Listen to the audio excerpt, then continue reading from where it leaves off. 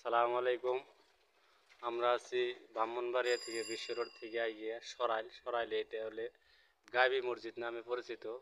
প্রায় মুঘল সাম্রাজ্য আমলে 430-40 বছর আগের মসজিদ। এই মসজিদটা মূলত ধারণা করা হয়েছে যে কত বছর আগে যে তৈরি হয়েছে কেউ জানে না, এর জন্য এই গায়েবী মসজিদ নামে পরিচিত। এর পাশে আছে আরেকটা মাজার, ওই হইলে মাজার, আপনাদের মাজারের কাছে নিয়ে যাবো। আর ওইটা হলে বিল, ওই পাশে আছে বিল আপনাদের।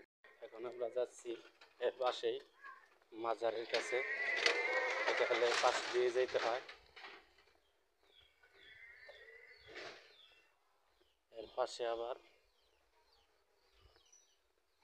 আছে মাজার, মসজিদের আরেকটা সাইড।